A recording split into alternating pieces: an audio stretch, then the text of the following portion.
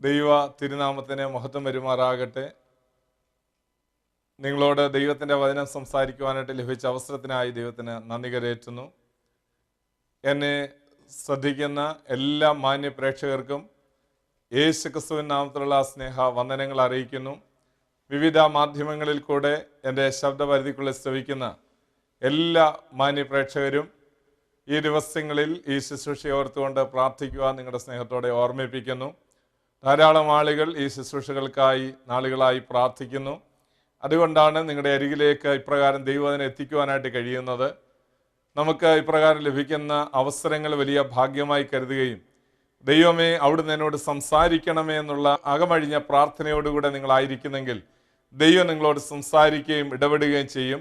നിങ്ങളുടെ വിലയേറിയ പ്രാർത്ഥന ഈ ദിവസങ്ങളിൽ ഞങ്ങൾ ക്ഷണിക്കുകയാണ്. നിങ്ങളുടെ പ്രാർത്ഥനാ വിഷയങ്ങൾ സ്ക്രീനിൽ കാണുന്ന മേൽവിലാസത്തിലോ അല്ലെങ്കിൽ ഇമെയിലിലോ ഞങ്ങളെ അറിയിക്കുവാൻ നിങ്ങളുടെ സ്നേഹത്തോടെ ഓർമ്മിപ്പിക്കുന്നു. നമ്മൾ ഈ ചില നാളുകളിലായിട്ട് ദൈവസഭ എന്നുള്ള വിഷയമാണ് നമ്മൾ ധ്യാനിച്ചു വരുന്നത്. ദൈവസഭ എന്നുള്ള വിഷയത്തിൽ ദൈവസഭയെ പലതിനോട് സാദൃശ്യപ്പെടുത്തിയിരിക്കുന്നു. പലതുമായും ബന്ധപ്പെട്ട് മണവാളനും മണവാട്ടിയും എന്നുള്ള നിലയിലാണ് ദൈവസഭയെ ചിത്രീകരിച്ചിരിക്കുന്നതെന്ന് കഴിഞ്ഞ പ്രാവശ്യം നമ്മൾ ചിന്തിക്കുകയുണ്ടായി. അതിനകത്തെ രണ്ട് കാര്യങ്ങൾ ഞാൻ ഓർമ്മിപ്പിച്ചു. ഒന്ന്, ദൈവസഭ മണവാളനുമായിട്ടുള്ള ബന്ധം ഒരു വിവാഹ നിശ്ചയത്തോടുകൂടെ ആരംഭിക്കുന്നതാണ് എന്ന് ചിന്തിക്കുകയുണ്ടായി. രണ്ട്, മണവാട്ടിക്ക് മണവാളനും തമ്മിലുള്ള സ്നേഹബന്ധത്തെയാണ് നമുക്ക് ചിത്രീകരിക്കുവാനായിട്ട് കഴിയുന്നത്. മണവാളനും മണവാട്ടിയും തമ്മിലുള്ള സ്നേഹത്തിലാണ് ആ ദൈവസഭയും ആത്മമണവാളനാകുന്ന യേശു ക്രിസ്തുവും തമ്മിൽ ബന്ധപ്പെട്ടിരിക്കുന്നത് എന്ന് നമുക്ക് കാണുവാൻ കഴിഞ്ഞു. മൂന്നാമതായിട്ട് ഈ വിഷയത്തോടനുബന്ധിച്ച് ചില കാര്യങ്ങൾ ഓർമ്മിപ്പിക്കുവാൻ ആഗ്രഹിക്കുന്നത്, യോഹന്നാന്റെ സുവിശേഷം 3-ാം അധ്യായം 29-ാം വാക്യത്തിലേക്ക് വരുമ്പോൾ അവിടെ നമുക്ക് കാണുവാൻ കഴിയുന്നു, മണവാട്ടി ഉള്ളവൻ മണവാളനാകുന്നു, മണവാളന്റെ സ്നേഹിതനോ നിന്ന് മണവാളന്റെ സ്വരം കേട്ടിട്ട് സന്തോഷിക്കുന്നു എന്ന് പറഞ്ഞിരിക്കുന്നു. ഇതിൽ നിന്ന് നമുക്ക് ഒരു കാര്യം മനസ്സിലാകും. മണവാളൻ സ്വരം പുറപ്പെടുവിക്കുന്നതിനാണ്, അഥവാ മണവാളന്റെ ഒരു ശബ്ദമുണ്ട്. ആ ഭാഗം നമുക്ക് ശ്രദ്ധിച്ച് പഠിക്കുമ്പോൾ മനസ്സിലാകും, ഇത് യോഹന്നാൻ സ്നാപകനാണ് പറയുന്നത്. പഴയ നിയമത്തിന്റെ അവസാന കണ്ണി എന്ന നിലയിൽ ആണ് നമുക്ക് ദൈവവചനം പഠിക്കുമ്പോൾ യോഹന്നാനെ കാണാനായിട്ട് കഴിയുന്നത്. പഴയ നിയമത്തിലെ വിശുദ്ധന്മാരെല്ലാവരും യേശുക്രിസ്തുവിന്റെ സ്നേഹിതന്മാരാണ് എന്നുള്ള ഒരു ചിന്ത നമുക്ക് ഈ ഭാഗത്ത് നിന്ന് നമുക്ക് കാണുവാൻ കഴിയുന്നു. യേശുക്രിസ്തുവിന്റെ മണവാട്ടിയുടെ സ്ഥാനത്ത് പഴയ നിയമ വിശുദ്ധന്മാർ വരുന്നില്ല. പിന്നെയോ അവർ സ്നേഹിതന്മാരായിട്ട് നിൽക്കുന്നു എന്നുള്ള ഒരു ധ്വനി നമുക്ക് ഈ വാക്യത്തിൽ നിന്ന് ലഭിക്കാൻ കഴിയുന്നുണ്ട്. അതുകൊണ്ട് തന്നെ യോഹന്നാൻ സ്നാപകൻ പറയുന്നു, മണവാളന്റെ സ്നേഹിതനോ നിന്ന് സന്തോഷിക്കുന്നു, മണവാളന്റെ സ്വരം കേട്ടിട്ട് സന്തോഷിക്കുന്നു എന്ന് പറഞ്ഞിരിക്കുന്നു. ഇതിൽ നിന്ന് നമുക്കൊരു കാര്യം വ്യക്തമാണ്, മണവാളന്റെ സ്വരം സ്നേഹിതനെ സന്തോഷിപ്പിക്കുന്നെങ്കിൽ മണവാട്ടിക്ക് അത് അതിനേക്കാൾ എത്രയോ ആനന്ദകരമായ കാര്യമാണ് മണവാളന്റെ സ്വരം കേൾക്കുക എന്നുള്ളത്. അപ്പോൾ മണവാളൻ സ്വരം കേൾപ്പിക്കുന്നവനാണെങ്കിൽ ആ മണവാളന്റെ സ്വരം കേൾക്കുവാൻ വളരെ ആകാംക്ഷയോടെ ചെവി കൂർപ്പിക്കുന്ന ഒരു മണവാട്ടിയാണ് നമുക്ക് പുതിയ നിയമത്തിൽ കാണുവാനായിട്ട് കഴിയേണ്ടത്. നമുക്ക് ഈ ദിവസങ്ങളിൽ നമ്മുടെ ജീവിതത്തെ ശോധന ചെയ്യാം. യേശു എന്ന് പറയുന്ന ആത്മമണവാളന് വേണ്ടി നമ്മുടെ ആത്മമണവാളന്റെ ശബ്ദം കേൾക്കുവാനായി നമ്മൾ ഒരുക്കമുള്ളവനാണോ? വേദപുസ്തകത്തിൽ സാധാരണയായിട്ട് ആളുകൾ അധികം വായിക്കാതെ വിട്ടുകളയുന്ന ഒരു പുസ്തകമാണ് ഉത്തമഗീതം. എന്നാൽ നമുക്ക് ഈ വിഷയവുമായി ബന്ധപ്പെടുത്തി വളരെയധികം ആത്മീയ സത്യങ്ങൾ അതിനകത്ത് കാണാനായിട്ട് കഴിയും. ഉത്തമഗീതം ഒരുപക്ഷെ ഒരു പ്രാവശ്യം പോലും വായിച്ചിട്ടില്ലാത്ത ധാരാളം വിശ്വാസികളുണ്ട്. അത് വായിക്കുന്നത് കൊണ്ട് യാതൊരു തെറ്റുമില്ല. ആത്മാവിൽ ഏറ്റവും സന്തോഷം തരുന്ന വേദപുസ്തകത്തിൽ എന്തുകൊണ്ട് അത് ഉൾപ്പെടുത്തിയെന്ന് ചോദിച്ചാൽ, ആത്മമണവാളനുമായ യേശുക്രിസ്തുവുമായിട്ടുള്ള നമ്മുടെ ആ സ്നേഹബന്ധത്തിന്റെ, ആ പ്രേമബന്ധത്തിന്റെ ആധിക്യം നമുക്ക് അതിൻ്റെ താളുകളിൽ കാണുവാനായിട്ട് കഴിയും. അതുകൊണ്ട് ആ വേദപുസ്തകത്തിലെ ആ പാട്ടുകൾ, ആ ഉത്തമഗീതം നിരന്തരമായി നമ്മൾ വായിക്കുകയും ധ്യാനിക്കുകയും ചെയ്താൽ ആത്മാവിൽ വളരെയധികം സന്തോഷം തരുന്ന ചില സത്യങ്ങൾ അതിനകത്ത് അടങ്ങിയിട്ടുണ്ട് എന്നാണ് ഞാൻ പറഞ്ഞു വന്നത്. ഇപ്പോൾ നമുക്കിവിടെ 5-ാം അധ്യായത്തിലേക്ക് വരുമ്പോൾ, ഉത്തമഗീതം 5-ാം അധ്യായത്തിലേക്ക് വരുമ്പോൾ ആ 2-ാം വാക്യത്തിൽ നമുക്ക് കാണാൻ കഴിയുന്നു, ഇതാ എൻ്റെ പ്രാണപ്രിയന്റെ ശബ്ദം വാതിക്കൽ മുട്ടുന്ന എൻ്റെ ആത്മമണവാളന്റെ ശബ്ദം, അതായത് മണവാളൻ സ്വരം കേൾപ്പിച്ചുകൊണ്ട് ഇതാ ഒരു ദിവസം അവളുടെ അരികിലേക്ക് വരുന്നു. അവൾ അന്നേരം പ്രതികരിക്കുന്ന ഒരു കാര്യം നമുക്ക് കാണുവാനായിട്ട് കഴിയും. 5-ാം അധ്യായത്തിന് 2-ാം വാക്യത്തിൽ പറഞ്ഞിരിക്കുന്നു, I slept but my heart was awake എന്ന് പറഞ്ഞിരിക്കുന്നു. ഞാൻ ഉറങ്ങുകയാണെങ്കിൽ എൻ്റെ ഹൃദയം ഉണർന്നിരിക്കുന്ന അവസ്ഥയാണ്. നമ്മുടെ ആത്മമണവാളനുമായിട്ടുള്ള ബന്ധം ഇപ്രകാരമായിരിക്കണമെന്ന് ദൈവത്തിന് ആഗ്രഹമുണ്ട്. എന്ന് പറഞ്ഞാൽ നമ്മുടെ ശരീരത്തിന്റെ ക്ഷീണം കാരണം നമ്മൾ ഉറങ്ങിപ്പോയാലും നമ്മുടെ ആത്മാവിൽ നമുക്ക് ഉണർന്നിരിക്കാനായിട്ട് കഴിയും. കർത്താവ് പത്രോസിനോടും കൂട്ടരോടും പറയുകയുണ്ടായി, ആമേൻ, ആത്മാവ് ഒരുക്കമുള്ളതാണ്, ജഡമാണ് ബലഹീനമായിരിക്കുന്നത്. നമ്മൾ പലപ്പോഴും ഈ ഉറക്കത്താൽ ക്ഷീണത്താലൊക്കെ ഭാരപ്പെട്ട് നമ്മളങ്ങനെ ഉറങ്ങിപ്പോകുന്ന നമ്മുടെ ശരീരത്തിന്റെ ബലഹീനതയാണ്. എന്നാൽ ആത്മാവിൽ ഒരിക്കലും നമ്മൾ ഉറങ്ങിപ്പോകുവാൻ ഇടയാകരുത്. അങ്ങനെ ആത്മാവിൽ ഉറങ്ങിപ്പോകുന്നവരെ കുറിച്ച് തിരുവചനം പറയുന്ന എഫെസ്യർ 5-ാം വാക്യത്തിൽ വായിക്കുന്നത്, ഉറങ്ങുന്നവനെ മരിച്ചവരുടെ ഇടയിൽ നിന്ന് എഴുന്നേൽക്ക എന്നാണ്. അങ്ങനെയാണെങ്കിൽ യേശുക്രിസ്തുവിന് വേണ്ടി വിവാഹ നിശ്ചയം ചെയ്യപ്പെട്ട അവനോട് സ്നേഹമുള്ള ഒരു മണവാട്ടിയാണ് ഞാനും നിങ്ങളുമെങ്കിൽ നമ്മൾ എന്ത് ചെയ്യണം? നമ്മൾ ആത്മാവിൽ ഉറങ്ങിപ്പോകുന്ന ഒരവസ്ഥ പാടില്ല, ഉണർന്നിരിക്കുന്ന അവസ്ഥ ഉണ്ടാകണം. എങ്കിൽ മാത്രമേ അവന്റെ ശബ്ദം നമുക്ക് കേൾക്കുവാനായി കഴിയത്തുള്ളൂ. ഇവിടെ ഈ സഹോദരി എന്താണ് പറയുന്നത്? ഞാൻ ഉറങ്ങുകയാണെങ്കിലും എൻ്റെ അകത്ത് എൻ്റെ ആത്മാവ്, എൻ്റെ ഹൃദയം ഉണർന്നിരിക്കുകയാണ് എന്നാണ് പറയുന്നത്. അത് മാത്രമല്ല, അവിടെ നമുക്ക് കാണാൻ കഴിയുന്നു, yes sound my beloved is knocking എന്ന് പറഞ്ഞിരിക്കുന്നു. ആമേൻ. ഒരു ശബ്ദം അവിടെ കേൾക്കാൻ കഴിയുന്നു, എൻ്റെ പ്രാണപ്രിയന്റെ ശബ്ദം. വിശ്വാസിയെ, രക്ഷിക്കപ്പെട്ട ദൈവത്തിന്റെ പൈതലേ, നിന്റെ അന്തരാത്മാവിൽ ദൈവം മുഴക്കുന്ന ഒരു ശബ്ദമുണ്ട്. ആ ശബ്ദത്തിങ്കൽ ആമേൻ, ആ നോക്കിങ് കേൾക്കുമ്പോൾ, ആ കൊട്ടുന്ന ശബ്ദം കേൾക്കുമ്പോൾ, ആ മുട്ടുന്ന ശബ്ദം കേൾക്കുമ്പോൾ, നമ്മുടെ ഹൃദയത്തിന്റെ വാതിലിൽ വന്ന് കർത്താവ് മുട്ടുന്ന ശബ്ദം കേൾക്കുമ്പോൾ, ഏത് വലിയ ഉറക്കത്തിലാണെങ്കിലും നമുക്ക് ആത്മമണവാളനെ തിരിച്ചറിയാനായിട്ട് കഴിയും. അവന്റെ ശബ്ദം കേട്ട ഉടനെ തന്നെ ആ സഹോദരിക്ക് ഒരു അബദ്ധം പറ്റിയതായിട്ട് നമുക്ക് അവിടെ കാണാൻ കഴിയുന്നു. അവൾ പറയുകയാണ്, എൻ്റെ ക്ഷീണ നിമിത്തം ഞാൻ എൻ്റെ കിടക്കയിൽ പോയിരിക്കുന്നു. അവൾ പറയുകയാണ്, രാത്രിയിൽ ധരിക്കുന്ന ആ വസ്ത്രമാണ് ഞാനിപ്പോൾ ധരിച്ചിരിക്കുന്നത്, എൻ്റെ സാധാരണ അണിയുന്ന അങ്കി ഞാൻ ഊരി വെച്ചിരിക്കുന്നു എന്ന് പറയുന്നു. മാത്രമല്ല, കാലുകൾ കഴുകിയിരിക്കുകയാണ്. ഇനിയും താഴേക്ക് ചവിട്ടിയാൽ, കട്ടിലിൽ നിന്ന് ഇറങ്ങി താഴേക്ക് ചവിട്ടിയാൽ എൻ്റെ കാലുകൾ വീണ്ടും മലിനമാകും, അത് പിന്നെ കഴുകാനായിട്ട് പോകേണ്ട വരും. പല തടസ്സങ്ങൾ അവൾ പറയുന്നുണ്ട്. ഞാൻ ഇനിയും എങ്ങനെയാണ് അങ്കി ധരിക്കുന്നത്, ഞാൻ ഇനിയും എങ്ങനെയാണ് കാലുകൾ താഴേക്ക് വീണ്ടും വെക്കുന്നത്, എൻ്റെ കാല് മലിനമാകുമല്ലോ എന്നെല്ലാം പറയുകയാണ്. എന്നാൽ നമുക്ക് ദൈവത്തിന്റെ വചനത്തിൽ ആ ഭാഗത്ത് കാണുവാനായിട്ട് കഴിയുന്നു, ഒരു നിമിഷത്തിലുള്ള ചിന്തകളാണിതെല്ലാം, ഒരു നിമിഷത്തിലുള്ള ആലോചനകളാണിതെല്ലാം. എന്നാൽ അത് കഴിയുമ്പോൾ അവൾ എഴുന്നേറ്റ് ചെല്ലുന്നുണ്ട്. ഇതാ ആ വാതിക്കൽ മുട്ടുക മാത്രമല്ല, ആ പഴുതുകളുടെ ഇടയിൽ കൂടെ, ആ അഴികളുടെ ഇടയിൽ കൂടെ ആ പ്രാണപ്രിയൻ അതിൻ്റെ ലോക്ക് എടുക്കുവാനായി, അതിൻ്റെ ഓടാമ്പൽ നീക്കുവാനായിട്ട് പരിശ്രമിക്കുന്നുണ്ട്. പക്ഷേ അതിനിടയിൽ അവൾ പറഞ്ഞ തടസ്സങ്ങൾ കാരണം അവിടെ നിന്ന് പൊയ്പോയി എന്നാണ് കാണാൻ കഴിയുന്നത്. രാത്രിയാണ്. അവൾ എഴുന്നേറ്റ് ചെന്ന് വാതിൽ തുറന്നപ്പോഴേക്ക് ആ മണവാളൻ പോവുകയുണ്ടായി, അഥവാ അവൻ അവിടെ നിന്ന് പൊയ്ക്കളഞ്ഞു എന്ന് രേഖപ്പെടുത്തിയിരിക്കുന്നു. പ്രിയമുള്ളവരെ, നമ്മളും യേശു പലപ്പോഴും വന്ന് നമ്മളോട് സംസാരിക്കുവാൻ ആഗ്രഹിച്ച്, ചിലപ്പോൾ നമ്മൾ ക്ഷീണിച്ച് കിടന്ന് ഉറങ്ങുമ്പോഴായിരിക്കാം, ദൈവമേ എന്നോട് സംസാരിക്കണമെന്നുള്ള ഒരു വാഞ്ചയോടുകൂടെയാണ് നമ്മൾ നമ്മൾ ആഗ്രഹിക്കുന്നതെങ്കിൽ നിശ്ചയമായിട്ടും കർത്താവ് നമ്മളോട് സംസാരിക്കും. ദൈവത്തിന് സംസാരിക്കുവാൻ 100 വഴികളുണ്ട്. അതുകൊണ്ട് മണവാളിന്റെ സ്വരം കേൾക്കാൻ ആഗ്രഹിക്കുന്നവർ രാത്രിയിൽ ഒക്കെ എഴുന്നേറ്റിരുന്നുകൊണ്ട് ദൈവമേ എന്നോട് സംസാരിക്കണമേ എന്ന് നമ്മൾ അങ്ങോട്ട് പറയുകയല്ല, പിന്നെയോ നമ്മളെ മുട്ടുന്ന ശബ്ദം നമുക്ക് കേൾക്കുമ്പോൾ എഴുന്നേൽക്കാൻ കഴിയണം. ഈ ദിവസങ്ങളിൽ അതിനുള്ള ഒരു കൃപ ദൈവത്തോട് നമുക്ക് ചോദിച്ചു വാങ്ങാം. ദൈവമേ അവിടുത്തെ ശബ്ദം ഒന്ന് കേൾക്കുവാൻ, നാളെ ജീവിക്കുവാൻ, നാളെ പ്രഭാതത്തിൽ എങ്ങനെ ജീവിക്കണമെന്നുള്ളത് അങ്ങയുടെ വഴിയിലൂടെ നടക്കുവാൻ, അങ്ങയുടെ പാതയിൽ സഞ്ചരിക്കുവാൻ, കുഞ്ഞുങ്ങളെ എങ്ങനെ വളർത്തണമെന്നറിയുവാൻ, ആമേൻ, ഏത് കാര്യങ്ങൾ ചെയ്യണമെന്നറിയുവാൻ, ആമേൻ, ഓരോ ദിവസങ്ങളിലും വരുന്ന പ്രശ്നങ്ങളെ അഭിമുഖീകരിക്കേണ്ടത് എങ്ങനെയാണ് എന്ന ആലോചന ചോദിക്കുവാൻ ആ പ്രിയന്റെ ശബ്ദത്തിനായി കാതോർക്കുമോ? നിശ്ചയമായും ദൈവം നമ്മോട് സംസാരിക്കുക തന്നെ ചെയ്യും. പിടിമുഴക്കത്തിൽ മാത്രമല്ല ദൈവത്തിന്റെ ശബ്ദം, മാൻപേടകളെ പ്രസവിക്കുമാറാക്കുന്ന യഹോവയുടെ ശബ്ദം, വനത്തിലെ തോലിരിക്കുന്ന യഹോവയുടെ ശബ്ദം, മാൻപേടകളെ പ്രസവിക്കുമാറാക്കുന്ന യഹോവയുടെ ശബ്ദം. ഏലിയാവിന്റെ സംഭവം നമുക്ക് ഒരുപക്ഷെ ആമേൻ ഓർമ്മയുണ്ട്. 1 രാജാക്കന്മാർ 19-ാം അധ്യായത്തിലേക്ക് വരുമ്പോൾ അവിടെ നമുക്ക് കാണാൻ കഴിയുന്നു, വലിയ ഭൂകമ്പം ഉണ്ടായി, വലിയ കാറ്റുണ്ടായി, വലിയ തീ ആമേൻ കടന്നു വന്നു.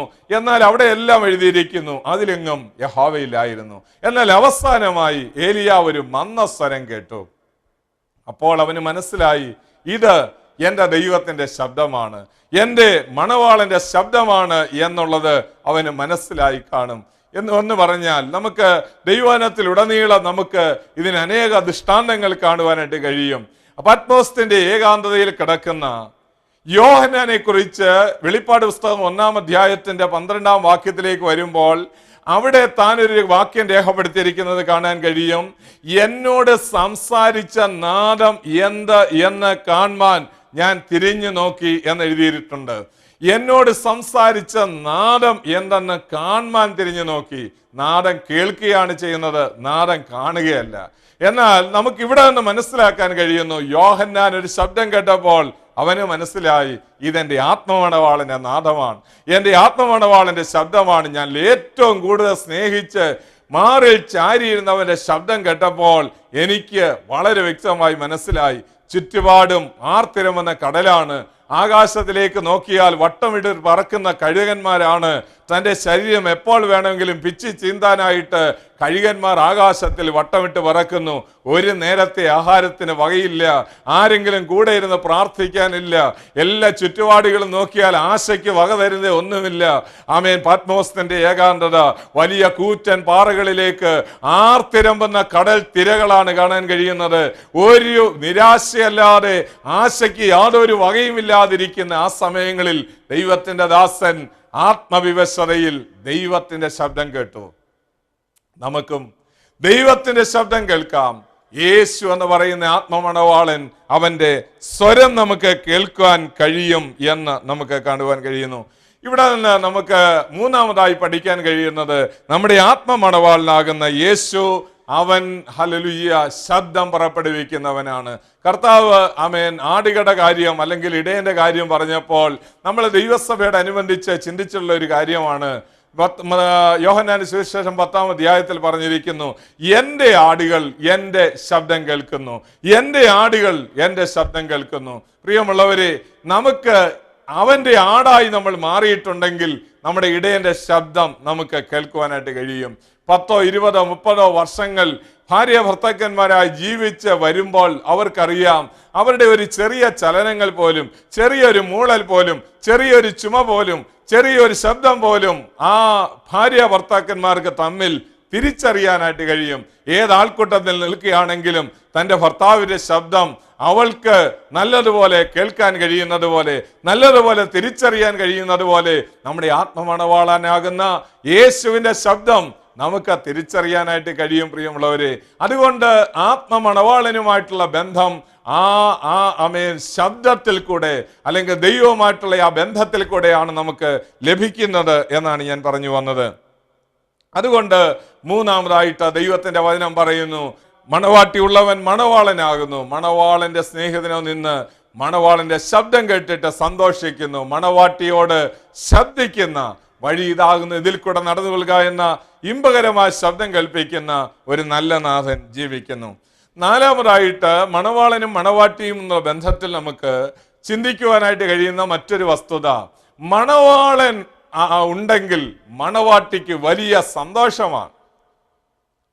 നമുക്ക് കാണാൻ കഴിയുന്നുണ്ട്, ലൂക്കോസിന്റെ സുവിശേഷത്തിലേക്ക് വരുമ്പോൾ കർത്താവ് പരശുശ്രൂഷയുടെ ഇടയിൽ കർത്താവിനെ വിമർശിക്കുവാനായി ധാരാളം ആളുകൾ ഉണ്ടായിരുന്നു. അതിലെ ആളുകൾ കർത്താവിന്റെ ശിഷ്യന്മാരെ കുറിച്ച് പറഞ്ഞ ഒരു കംപ്ലൈന്റ് നമുക്ക് വായിക്കാൻ കഴിയുന്നുണ്ട്. കർത്താവിനോട് പറയുകയാണ്, നിന്റെ പരീശന്മാരുടെയും അതുപോലെ തന്നെ യോഹന്നാന്റെ ഒക്കെ ശിഷ്യന്മാര് ഉപവസിക്കാറുണ്ട്, നിന്റെ ശിഷ്യന്മാർ എന്താണ് ഉപവസിക്കാത്തത്? നിന്റെ ശിഷ്യന്മാർ ഉപവസിക്കാത്തത് എന്താണെന്ന് ചോദിക്കുമ്പോൾ കർത്താവ് പറഞ്ഞൊരു കാര്യമുണ്ട്, മണവാളൻ അവരെ വിട്ടുപോകുന്ന ഒരു നാള് വരും, അപ്പോൾ അവര് ദുഃഖിക്കുകയും കരയുകയും ഉപവസിക്കുകയൊക്കെ ചെയ്താൽ മതി എന്ന് കർത്താവ് പറയുകയുണ്ടായി. പ്രിയമുള്ളവരെ, കർത്താവ് പറഞ്ഞതിന്റെ ആശയം എന്താണ്? ഇപ്പോൾ മണവാളനാകുന്ന യേശുക്രിസ്തു അവരുടെ കൂടെ നടക്കുമ്പോൾ മണവാട്ടിയാകുന്ന അല്ലെങ്കിൽ ഹല്ലേലൂയ അവന്റെ ശിഷ്യന്മാര് ആരും തന്നെ ദുഃഖിച്ച് കരഞ്ഞുകൊണ്ടിരിക്കേണ്ട കാര്യമില്ല. മണവാട്ടിയുള്ളവൻ മണവാളനായതുകൊണ്ട് മണവാളനിൽ സന്തോഷിക്കുകയാണ് അവർ ചെയ്യുന്നത്. പത്രോസ് ഉൾപ്പെടെയുള്ള 12 ശിഷ്യന്മാർ അവരുടെ ജീവിതത്തിൽ ഇതുവരെ സന്തോഷിച്ചിട്ടില്ലാത്ത വലിയ സന്തോഷം ആ 3.5 വർഷത്തിനിടയിൽ അവർ അനുഭവിച്ചു കൊണ്ടിരിക്കുകയായിരുന്നു. എന്താ കാരണം? ആശ്ചര്യമായി മണവാളൻ അവരോട് കൂടെയുണ്ട്. നമ്മുടെ ഈ ജീവിതത്തിൽ കർത്താവാകുന്ന ആത്മമണവാളൻ നമ്മുടെ കൂടെ ഉള്ള കാലത്തോളം നമുക്ക് സന്തോഷിക്കുവാനായിട്ട് വകയുണ്ട്.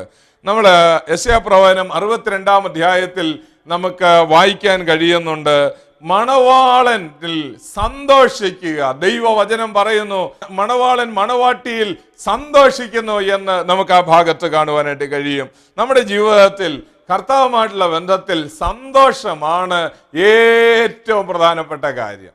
ലോകത്തിൽ വേറെ ഒന്നുമില്ലെങ്കിലും സന്തോഷത്തിന്റെ ആധിക്യം നമ്മുടെ അന്തരാത്മാവിൽ കർത്താവ് തന്നുകൊണ്ടിരിക്കും. കടഭാരത്തിലായിരിക്കാം, പട്ടിണിയിലായിരിക്കാം, ഞെരുക്കത്തിലായിരിക്കാം, വേദനയിലായിരിക്കാം, എന്നാൽ അതിന്റെ നടുവിൽ ഒരു സന്തോഷമുണ്ട്. 4-ാം സങ്കീർത്തനം 7-ാം വാക്യത്തിൽ വായിക്കുന്നു, ധാന്യവും വീഞ്ഞും വർദ്ധിച്ചപ്പോൾ അവർക്കുണ്ടായതിലും അധിക സന്തോഷം നീ എൻ്റെ ഹൃദയത്തിൽ നൽകിയിരിക്കുന്നു. ദൈവത്തിന്റെ വചനം വീണ്ടും പറയുന്നു, ആമേൻ. ഹബക്കൂക്കിന്റെ പ്രവചനത്തിൽ നമ്മൾ 3-ാം അധ്യായത്തിലേക്ക് വരുമ്പോൾ 17-ാം വാക്യം മുതൽ വായിക്കുന്നു, അത്തിവൃക്ഷം തളിർക്കയില്ല, മുന്തിരിവള്ളി ഫലം തരികയില്ല, ഗോശാലകളിൽ കന്നുകാലികൾ കൂട്ടത്തോടെ ചത്തൊടുങ്ങും, എങ്കിലും ഞാൻ യഹോവയിൽ ഏറ്റവും അധികം ആനന്ദിക്കും എന്ന് പറഞ്ഞിരിക്കുന്നു. ഇസ്രായേൽ കന്യകയെ നീ തപ്പെടുത്ത് നൃത്തം ചെയ്തും കൊണ്ട് സന്തോഷിക്കുന്നവരുടെ കൂട്ടത്തിൽ നീ ആയിത്തീരും എന്ന് യിരെമ്യാവിൽ കൂടെ ദൈവം പറയുന്നു. നിന്റെ വചനങ്ങളെ ഞാൻ കണ്ടെത്തി ഭക്ഷിച്ചിരിക്കുന്നതിനാൽ എൻ്റെ ഹൃദയത്തിൽ സന്തോഷവും ആനന്ദവുമായി എന്ന യിരെമ്യാ പ്രവചനം നാമത്തിൽ നമ്മൾ വായിക്കുന്നുണ്ട്. അപ്പോൾ നമുക്ക് 4-ാമതായിട്ട് നമുക്കിവിടെ കാണാൻ കഴിയുന്നത്, മണവാളനാണെങ്കിൽ മണവാട്ടിയിൽ സന്തോഷിക്കുന്നു, മണവാട്ടിക്ക് മണവാളനിൽ സന്തോഷം ഉണ്ടാകുന്നു. നമുക്ക് ഈ നാളുകളിൽ യേശുവിലുള്ള സന്തോഷം വർദ്ധിച്ചു വരുവാൻ നമുക്ക് പ്രാർത്ഥിക്കാം. ദൈവത്തിന്റെ ദാസന്മാരായ പൗലോസും ശീലാസും അവര് ആദ്യമായിട്ട് യൂറോപ്പിലേക്ക് ചെല്ലുമ്പോൾ അവിടെ പുഴവക്കത്തുള്ള ഒരു സ്ത്രീ ഇരുന്നു കൊണ്ട് യേശുവിനെ കർത്താവായി സ്വീകരിച്ച കാര്യം നമുക്കറിയാം. അല്പം കഴിയുമ്പോൾ ഭൂതഗ്രസ്തയായ ഒരു പെൺകുട്ടി അവൾ സൗഖ്യമാകുന്നു. അങ്ങനെ 2 സംഭവങ്ങൾക്ക് ശേഷം 3-ാമത്തെ ഒരു കാര്യം, അവിടെ നിന്ന ആളുകൾ എല്ലാവരും കൂടെ പിടിച്ച് അവരെ കൊണ്ടുവന്ന് തടവിലാക്കുകയാണ്. തങ്ങളുടെ ആശ പൊയ്പോയത് കണ്ടിട്ട് അവരെല്ലാവരും കൂടെ ഇവരെ തള്ളിക്കൊണ്ടുവന്ന് തടവിലാക്കുകയും ചെയ്യുന്നു. അർദ്ധരാത്രിയാണ്. പൗലോസിന്റെയും ശീലാസിന്റെയും കയ്യിൽ ഒരുപോലെ ചങ്ങലയിട്ടിട്ടുണ്ട്, കാല് ആമത്തിലിട്ടിരിക്കുകയാണ്. അവർ അർദ്ധരാത്രിയിൽ പൗലോസും ശീലാസും പ്രാർത്ഥിച്ചു, പാടി ദൈവത്തെ സ്തുതിച്ചു എന്ന് ദൈവത്തിന്റെ വചനം പറയുന്നു. അപ്പോസ്തല പ്രവൃത്തികൾ 16-ാം അധ്യായം 25-ാം വാക്യത്തിലാണ്. Acts chapter 16:25. അവിടെ നമുക്ക് കാണാൻ കഴിയുന്നു, അർദ്ധരാത്രിയാണെന്ന് അവർക്ക് വിഷയമല്ല, കാല് ചങ്ങലയിൽ കിടക്കുകയാണെന്ന് അവർക്ക് വിഷയമല്ല, കയ്യ ചങ്ങലയിട്ടിരിക്കുന്നു എന്നുള്ള വിഷയമല്ല. ആമേൻ. അർദ്ധരാത്രിയിൽ അവർ അങ്ങനെ പാടി ദൈവത്തെ സ്തുതിക്കാൻ എന്താണ് കാരണം പ്രിയമുള്ളവരെ? മറ്റൊന്നുമല്ല, അവരുടെ അന്തരാത്മാവിൽ പൊങ്ങി വന്ന വലിയ സന്തോഷം, വലിയ സമാധാനം, ലോകം കൊടുക്കാൻ കഴിയാത്ത വലിയ സന്തോഷം. ഏറ്റവും പ്രതികൂലത്തിന് നടുവിൽ കൂടെ കടന്നു പോകുന്ന സഹോദരി, നീ ആത്മാവിൽ ആരാധിക്ക്. ദൈവത്തിന് സ്തോത്രം ചെയ്താട്ട് ദൈവത്തിന്റെ വലിയ പ്രവൃത്തി വെളിപ്പെടുവാനിടയായി തീരും. നഷ്ടങ്ങളുടെ നടുവിൽ പാടുവാൻ സന്തോഷിക്കാൻ കഴിഞ്ഞാൽ അതാണ് ഏറ്റവും വലിയ ഒരു ഭാഗ്യം. ഒരു ദൈവദാസൻ ഒരിക്കൽ ഒരു ട്രെയിനിൽ യാത്ര ചെയ്യുകയായിരുന്നു. രാത്രിയിൽ അദ്ദേഹം സുഖമായിട്ട് കിടന്ന് ഉറങ്ങി. എന്നാൽ വിദേശിയായ ആ ദൈവദാസൻ തൻ്റെ ബ്രീഫ് കേസും അതുപോലെ തന്നെ വളരെ ഇമ്പോർട്ടൻ്റ് ആയിട്ടുള്ള ചില സാധനങ്ങൾ, അദ്ദേഹത്തിൻ്റെ പാസ്പോർട്ടും വിലയേറിയ പണവും ആഭരണങ്ങളും ഒക്കെ അദ്ദേഹത്തിൻ്റെ കൈവശം ഉണ്ടായിരുന്നു. വിലപിടിപ്പുള്ള പലതും ഉണ്ടായിരുന്നു. ആ ദൈവദാസൻ രാത്രിയിൽ കിടന്നുറങ്ങിയപ്പോൾ ആ ട്രെയിനിൽ വെച്ച് പ്രഭാതത്തിൽ താൻ എഴുന്നേറ്റപ്പോൾ മനസ്സിലായി തൻ്റെ കയ്യിലുണ്ടായിരുന്ന ബ്രീഫ് കേസ് നഷ്ടപ്പെട്ടിരിക്കുന്നു, പാസ്പോർട്ട് നഷ്ടപ്പെട്ടു, അതുപോലെ തന്നെ വിലയേറിയ സാധനങ്ങളെല്ലാം നഷ്ടപ്പെട്ടിരിക്കുന്നു എന്ന് മനസ്സിലായി.